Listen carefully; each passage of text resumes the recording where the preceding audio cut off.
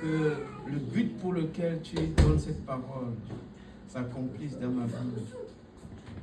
Prions tous ensemble. Seigneur, nous sommes devant toi ce matin. Te bénissons pour la parole que tu as placée dans mon cœur, à destination de chaque personne rassemblée ici ce matin. Nous prions que tu libères ta puissance dans chaque cœur.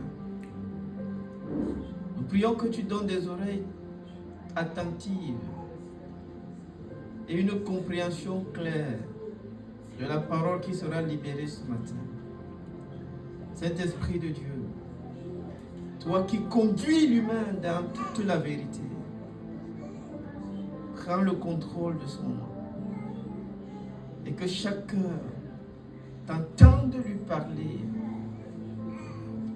et réponde favorablement à ce que tu dis ce matin. Te supplions au nom de Jésus-Christ.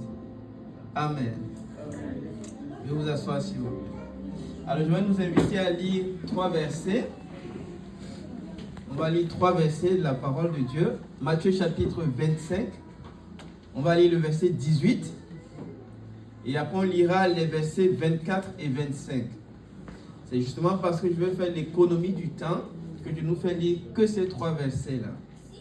Et je vous prie ce matin, voilà, d'être très très attentif. Parce que c'est une parole qui concerne chaque personne. Dès que vous êtes humain, cette parole vous concerne. Et vous allez voir cela tout à l'heure. Donc, Matthieu chapitre 25, nous lisons d'abord le verset 18. Celui qui n'en avait qu'un, bon, un là c'est mis pour talent, nous allons voir ça au verset 25. Celui qui n'en avait reçu qu'un, alla faire un creux dans la terre et cacha l'argent de son maître. Verset 24 à 25, s'il vous plaît.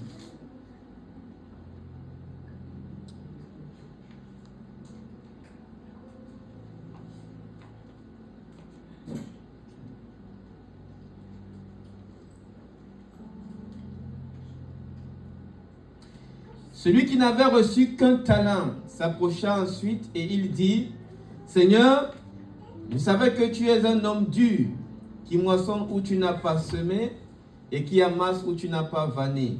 Verset 25. J'ai eu peur et je suis allé cacher ton talent dans la terre. Voici, prends ce qui est à toi. Parole du Seigneur. Amen. Alors, pour ceux qui sont lecteurs de la parole de Dieu, le chapitre 25 de Matthieu est ce que j'appelle le miroir du chrétien. C'est un chapitre qui présente tout ce que le croyant est appelé à intégrer, à savoir et à vivre en tant que disciple de Jésus. Et en tant que citoyen du royaume que Jésus lui-même est venu inaugurer. Alléluia. Alors, Matthieu chapitre 5, en fait, c'est un chapitre qui a 46 versets, mais qui rapporte 3 paraboles. La première parabole, c'est la parabole des 10 vierges. Il y avait 5 qui étaient sages et 5 qui étaient folles. Vous arrivez à traduire? Ok, merci. Donc, la première parabole, c'est la parabole des 10 vierges. Il y avait 5 qui sont sages et 5 qui sont folles. Ça, c'est du verset 1 au verset 13. La deuxième parabole, c'est la parabole des talents, dont on vient de lire un extrait, qui part du verset 14 au verset 30. Et dans cette parabole, on nous parle des serviteurs, des personnes à qui le maître a confié des biens, a confié des grâces, des ressources. Des managers à qui Dieu a donné des ressources afin de créer de la valeur ajoutée. Alors, je vais vraiment insister sur la deuxième parabole. Je vais juste prendre un aspect parce que je ne peux pas tout développer ce matin. Alléluia. Et la troisième parabole, c'est la parabole des brebis et des boucs, qui part du verset 31 au verset 46. Et dans cette parabole, Jésus lui-même qui raconte ces 3 paraboles, dit que les brebis, ce sont ceux-là qui prennent soin des autres. Tandis que les boucs sont indifférents vis-à-vis des besoins de leurs semblables. Alléluia. Alors, quand on regarde à ces 3 paraboles, il y a quelque chose de frappant qui les caractérise. Alléluia. La première chose, ou du moins il y a 3 choses qui caractérisent ces 3 paraboles. La première chose, c'est que chacune de ces paraboles-là présente l'humain en 2 catégories. La parabole des 10 vierges, on a 5 qui sont folles et 5 qui sont sages. La parabole des talents, on a des serviteurs qui utilisent ce que le maître leur a donné pour un bon service, tandis qu'il y en a un autre groupe qui va utiliser ce que le maître a donné pour faire ce qui n'est pas bien. Et la 3e parabole, on a encore 2 groupes. Un groupe de personnes qui sont au service des autres et un groupe de personnes qui n'a que faire des autres. Résumons d'abord ça comme ça. Alléluia. Mais en même temps, on constate quelque chose quand même. Quand vous regardez à cette parabole, on voit quand même que la vie de tout être humain est une question de saison. Vous voyez? La vie de l'humain sur la terre est une vie de phase. On a une étape A, on a une étape B, on a une étape C. Quand on regarde à cette parabole, où on est toujours dans ce chapitre 25, je plante juste le décor pour donner d'où vient mon message. Dans la première parabole des 10 vierges, Jésus met l'accent sur quelque chose. En fait, l'histoire parle de ce que 10 vierges devaient rencontrer le futur marié ou le marié. D'accord? Sauf que pour qu'il rencontre le marié, il fallait que chacune d'entre elles, pour qu'elle rencontre le marié, il fallait que chacune d'entre elles prenne de l'huile. Je ne vais pas vous faire l'histoire de la tradition juive, ça nous prendra encore du temps. Mais pour que chacune avait besoin d'une lampe et de l'huile dans sa lampe. Une huile telle que, puisqu'on ne sait pas quand est-ce que le marié va entrer dans la salle, il nous faudra suffisamment d'huile pour avoir notre lampe allumée à l'attente de l'époux. Vous voyez un peu? Et dans cette parabole, Jésus met l'accent sur la nécessité d'avoir de l'huile. La nécessité d'avoir de l'huile. La nécessité de garder de l'huile.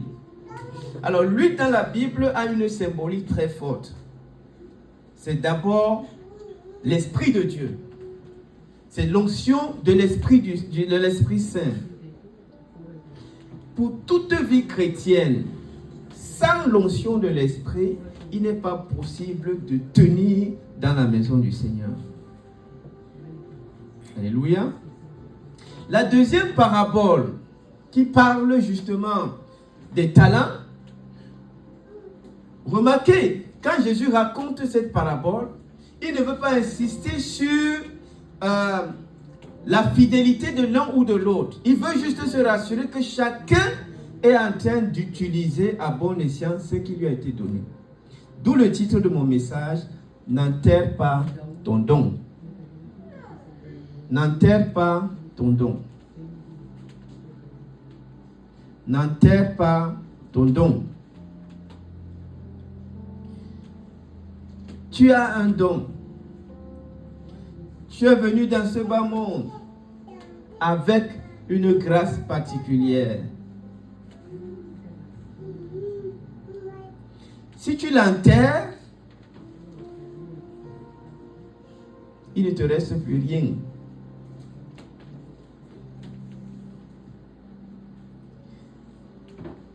Remarquez quelque chose, toujours en préliminaire. Les 5 vierges folles, qu'est-ce qui a été leur erreur?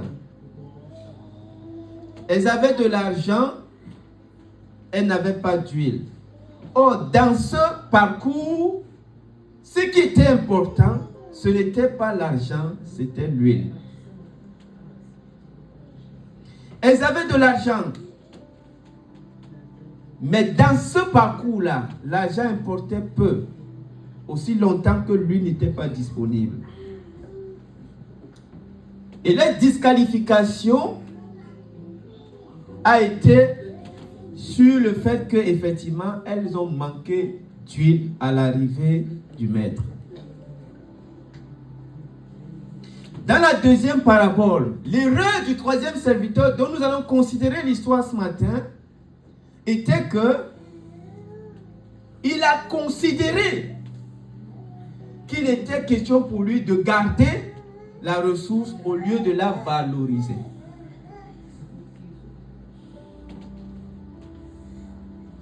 Pour la troisième parabole, les boucs, au lieu de prendre soin, ont décidé d'être différents. On constate donc quelque chose. C'est que dans chaque parcours, ou du moins, la vie est une question de saisonnalité. Il y a 3 saisons. La première parabole va donc insister sur l'épargne. Garde l'huile. La deuxième parabole va insister sur le développement. Produit de la valeur ajoutée avec la ressource que tu as. Et la troisième parabole, comme tu as gardé la semence, tu as fait fructifier la semence, tu as maintenant beaucoup de fruits, distribue. Distribue ce que tu as gardé, que tu as fait fructifier. Puisque tu as maintenant beaucoup de fruits, tu peux partager. L'erreur des vierges, c'est qu'elles ont gardé ce qu'il ne fallait pas garder. Elles ont gardé l'argent alors qu'il fallait garder l'huile. Elles ont épargné l'argent alors qu'il fallait épargner l'huile. L'erreur du troisième serviteur, c'est qu'il a enterré ce qui devait fructifier. Il allait détruire ce qu'il devait utiliser pour construire.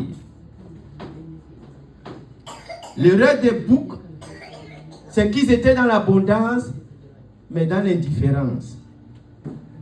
Ils n'ont pas partagé les fruits abondants qui étaient à leur portée. On est toujours ensemble ou pas? Hein? Est-ce qu'on est toujours ensemble? On s'entend?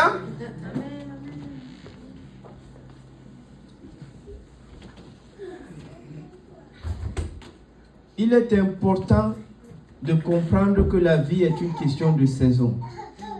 Première chose.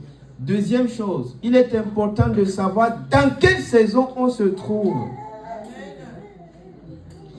Parce que être dans une saison et ignorer ce qui relève des priorités de cette saison peut s'avérer tragique. J'aimerais reprendre ça parce que c'est très très important. La plupart des erreurs que nous commettons, c'est à cause de l'ignorance des saisons dans lesquelles on se trouve.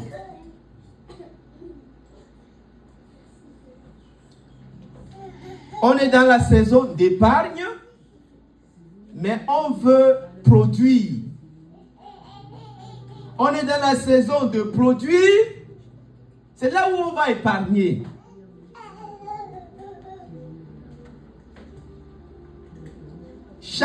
La vie est une question de saison. Et chaque saison a ses priorités. Un enfant qui est scolarisé. Donc la saison, c'est la saison des études. Et qui passe tout son temps à jouer à la PlayStation. Dites-moi, quel résultat il va avoir? On se comprend?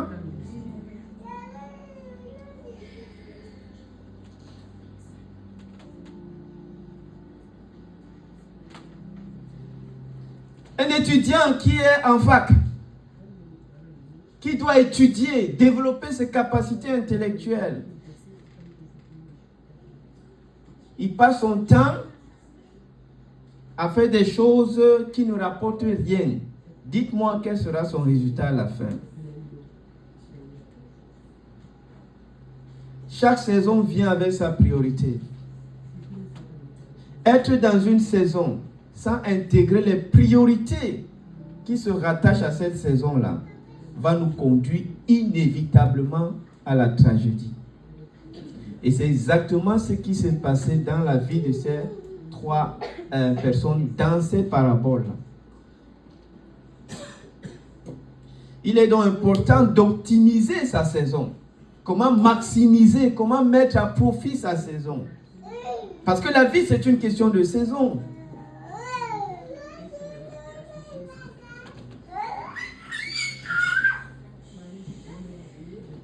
Je me rappelle quand je venais de croire, je prenais des heures, je ne comptais même pas. Parfois, je lisais la Bible comme on lit dans Néhémie, là. 6 heures d'affilée, sans fermer l'œil, juste pour lire ma Bible. J'ai déjà lu, c'est le livre que j'ai lu le plus. Je l'ai déjà lu de la première page à la dernière plus de 30 fois. Au Nouveau Testament, plus de 50 fois. Parce que je savais que j'étais dans une phase de bâtir mon intimité avec le Seigneur.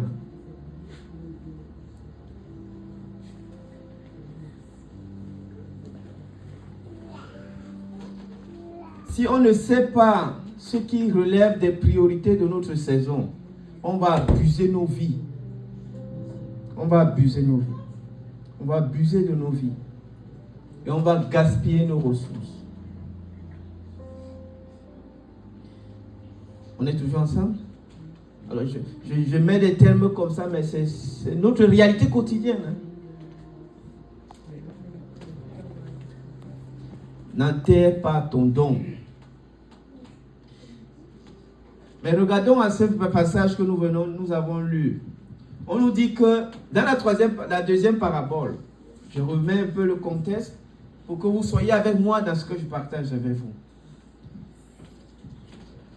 Comme je disais, la deuxième parabole part du verset 14 au verset 30. Dans cette parabole, on voit un monsieur qui arrive et qui remet des dons à chacun des serviteurs.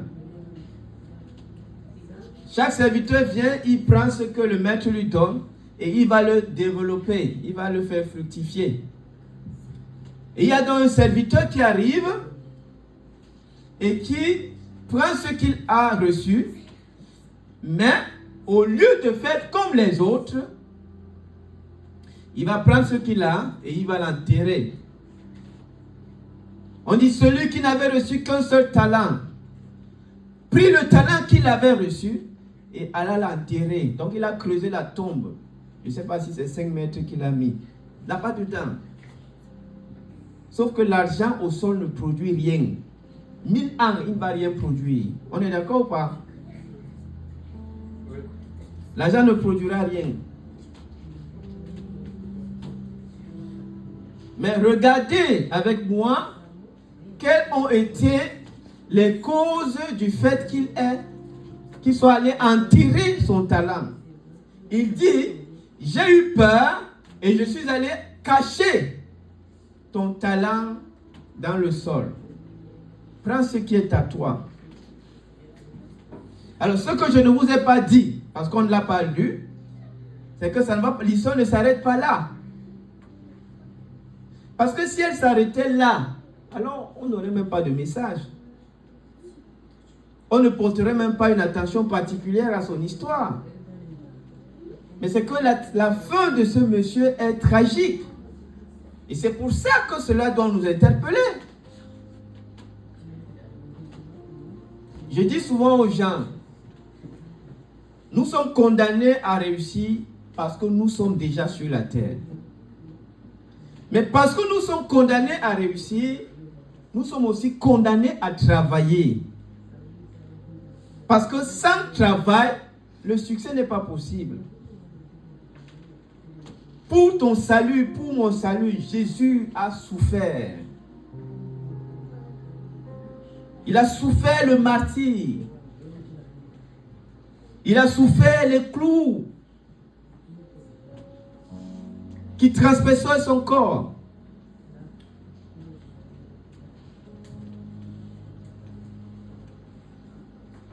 Ce troisième serviteur, il arrive et il prend ce qu'il avait caché et il donne ça à son maître, pensant que l'histoire s'arrêtait là. Mais la Bible nous dit que le maître lui a dit, serviteur inutile et paresseux, tu savais que j'étais un dictateur, un autocrate, un despote. Pourquoi tu as donc pris ce que je t'ai donné? Si tu savais que tu n'allais pas faire ce pourquoi je te donnais ça, pourquoi tu as pris? Il fallait me le remettre quand je te l'ai donné. Pourquoi tu me l'as pas dit? Il fallait me le rendre. Il fallait me dire, comme je sais que tu es un despote, toi tu prends là où tu n'as pas semé. Vous imaginez? Le clerc, vous allez dans son magasin, vous récupérez, vous allez dans les rayons, chacun se sert. Parce que vous êtes tyran. Il dit, j'ai eu peur, et je suis allé cacher. On peut donc s'interroger à la cause de l'enterrement de son don. Quelles sont les causes? Qu'est-ce qui l'a poussé à enterrer son don? Qu'est-ce qui pousse les uns et les autres à ne pas mettre à profit ce que Dieu leur a donné? Vous avez entendu l'apôtre Emmanuel dit tout à l'heure, je laisse l'Église sous votre responsabilité à chacun. Pourquoi il le dit? Mais c'est parce que chacun est responsable. Chacun est un manager. Chacun est un dirigeant. Chacun est... À partir du moment où tu as quelque chose, tu deviens leader de cette chose-là. Et pour cela, il y aura des comptes que tu devras rendre.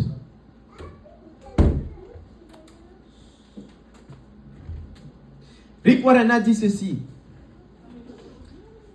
Au jour du jugement, il n'y aura que 2 questions que Dieu va poser à l'humain. 2 questions. La première, qu'as-tu fait de Jésus-Christ? Qu'as-tu fait de Jésus-Christ? J'ai donné Jésus-Christ pour ton salut. Qu'as-tu fait de lui? Est-ce que tu l'as reçu dans ton cœur pour être sauvé? Ou est-ce que tu l'as rejeté pour que tu sois perdu pour toujours? Il n'y a que 2 questions que Dieu va poser à l'humain. La première, qu'as-tu fait de Jésus? Tu venais à l'église, c'est bien, mais qu'as-tu fait de Jésus? La Bible dit que car Dieu a tant aimé le monde qu'il a donné son Fils unique, afin que quiconque croit en lui ne périsse point, mais ait la vie éternelle. Dieu a donné Jésus pour avoir la vie. Dieu a donné l'église pour imposer son royaume sur la terre. C'est pas pareil. La Bible n'a pas dit que Dieu a donné l'église pour le salut de l'humanité. Non. Dieu a donné son Fils. Tu as besoin de Jésus pour être sauvé. Mais tu as besoin de l'église pour impacter, pour implémenter le royaume de Dieu sur la terre. Amen. Alléluia. Qu'as-tu fait de Jésus-Christ? Vous qui êtes à l'église, est-ce que vous avez une relation personnelle avec Jésus? Est-ce que vous avez reçu Jésus dans votre cœur comme Seigneur et Sauveur? On n'est pas chrétien parce qu'on fréquente une église. On est chrétien parce qu'on a reçu le don de Dieu pour le salut en la personne de Jésus-Christ. Vous voyez, ma soeur? Qu'as-tu fait de Jésus-Christ que j'ai donné? Si je viens avec un bon smartphone là maintenant, je ne sais pas trop ce que vous aimez, je vous ramène un téléphone, je ne sais pas trop, peut-être une voiture. Aussi longtemps, elle est à vous, mais aussi longtemps que vous ne tendez la main pour récupérer les clés, bien qu'elle soit à vous, elle ne sera jamais à vous. Vous voyez ce que je veux dire? Parce que vous n'avez pas tendu la main pour la prendre. Dieu a donné Jésus pour notre salut. On peut venir à l'église comme on veut. Mais si il n'y a pas une proximité avec Jésus, on n'est pas encore sauvé. C'est pour ça qu'à la fin, toutes les personnes qui veulent recevoir Jésus, je vais les inviter. Je n'ai pas dit toutes les personnes qui sont à l'église. Toute personne qui veut véritablement recevoir Jésus. Parce que c'est Jésus dans ta vie qui te donne le salut. Ce n'est pas Jésus à côté de ta vie. Ce n'est pas Jésus devant ta vie. Mais Jésus dans ta vie. Alléluia. La deuxième question que Dieu va poser à l'humain, c'est: qu'as-tu fait de ce que je t'ai donné?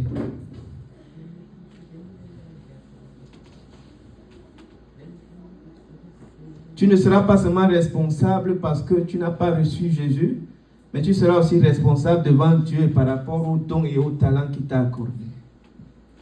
La belle voix que je t'ai donnée, qu'en as-tu fait? Est-ce que tu l'as utilisée pour aller danser dans les boîtes de nuit?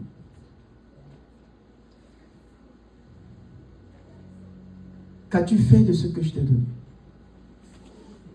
La capacité de mettre les choses en pratique que je t'ai donné, qu'en as-tu fait? La capacité à inviter les gens à venir m'adorer, qu'en as-tu fait?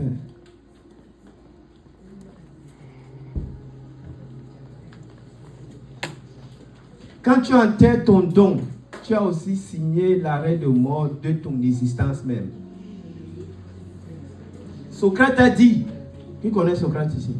Les étudiants là. Socrate a dit, Socrate, une vie qui n'est pas examinée ne vaut pas la peine d'être vécue. Tu enterres ton don, il te reste quoi? Aujourd'hui, on est dans un monde où nous cherchons tous un sens à la vie, n'est-ce pas? Tout le monde veut avoir un sens à la vie. Tout le monde veut que sa vie soit utile. Tout le monde veut voir que sa vie soit utile. Tout le monde veut être épanoui. Oui ou non? Tout le monde veut être épanoui. Tout le monde veut être grand. On va mettre ça comme ça. Tout le monde veut qu'on parle de lui. Tout le monde veut que quand il arrive quelque part, qu'il soit honoré, qu'il soit respecté. N'est-ce pas? Si tu me dis non, c'est que tu es un grand menteur. C'est en chacun de nous. Même moi-même qui suis là. Tout le monde. Tout le monde veut avoir la vie éternelle. Tout le monde veut être heureux. Qui ne veut pas être heureux ici? Qui ne veut pas réussir? Tout le monde veut réussir. De David qui est en... Tu fais quelle classe? David, tu fais quelle classe toi? Voilà. De David qui est au CM2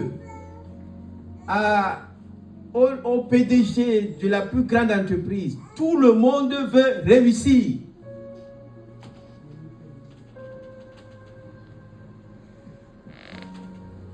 Mais la réussite suit un protocole. Si tu gaspilles ton don, tu es le plus perdant. Alléluia.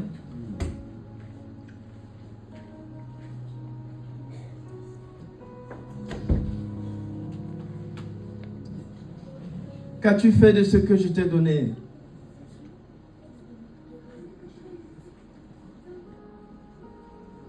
Je me rappelle plusieurs années en arrière, je prêchais à une camarade de classe. Elle était tellement belle qu'elle attirait les hommes pour aller faire des bêtises avec elle. Et je lui ai dit, tu vas rendre compte à Dieu pour ça. Bon, à l'époque, j'étais vraiment tranchant. Hein.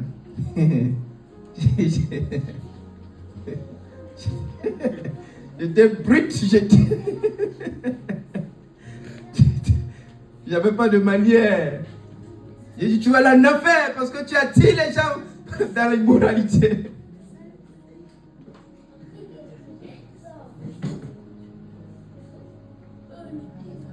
Qu'as-tu fait de ce que je t'ai donné? Tu veux être utile? Sache que la clé, c'est ton don. Tu veux réussir? Sache que la clé, c'est ton don. Tu veux être heureux? sache que la clé c'est ton don. Tu veux la vie éternelle, sache que la clé c'est ton don. La vie est une question de don. Vous l'enterrez, vous n'existez plus. Vous pouvez continuer sur la terre. Combien de personnes se donnent la mort parce qu'elles n'ont pas le sens de la vie? Tout simplement parce qu'elles ont gaspillé leur don. Ne gaspille pas ton don. Il y a une grâce particulière que Dieu a investie dans ta vie. Ne la gaspille pas.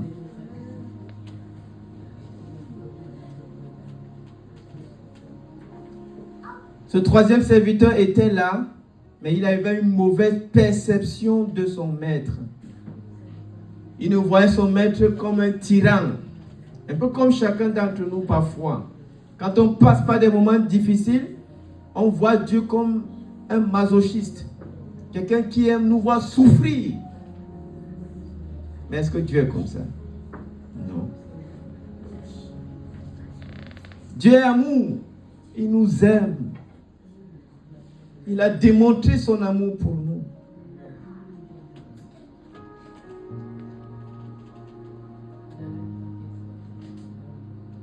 Le problème avec beaucoup d'enfants de Dieu, c'est que on a une mauvaise compréhension, une mauvaise perception de Dieu.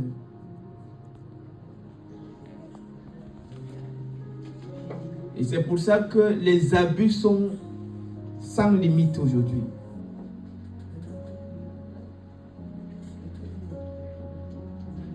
La tragédie de ce monsieur, ce n'était pas l'absence de dons, mais elle a commencé avec la mauvaise perception qu'il avait développée au sujet de celui-même qui était l'auteur de sa vie.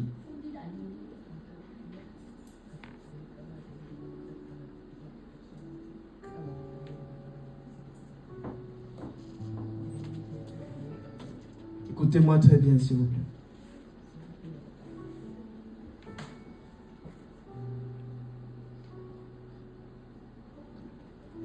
Vous avez la grâce d'être sur la terre, tout comme moi. Mais sachons-le, notre vie sur la terre n'est pas une vie laissée à l'abandon.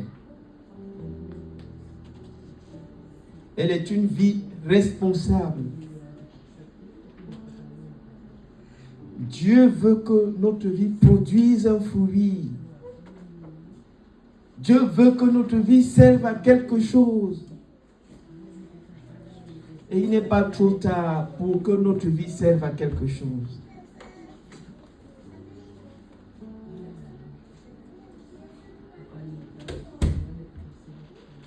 Vous avez reçu une grâce particulière. Ne la gaspillez pas, s'il vous plaît.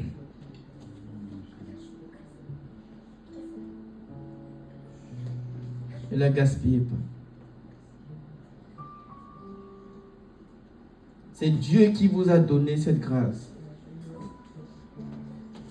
Et elle a un but dans votre vie.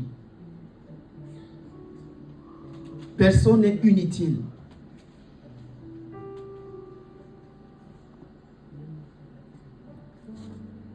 Tout le monde est appelé à servir à quelque chose.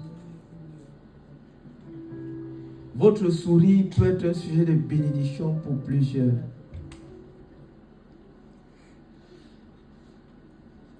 Alors développez le don que Dieu vous a donné. Et ne le gaspillez pas. Alléluia. Je ne veux pas multiplier les paroles. Je vais juste vous inviter. Vous savez au fin fond de votre cœur que vous n'avez pas encore rencontré Jésus. Et il n'est ni très tôt, ni très tard pour recevoir Jésus dans son cœur, dans sa vie.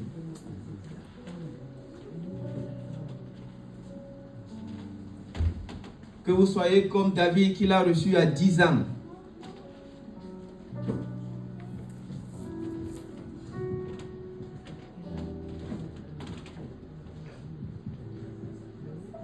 Ou comme Georges Coury qu'il a rencontré à 67 ans.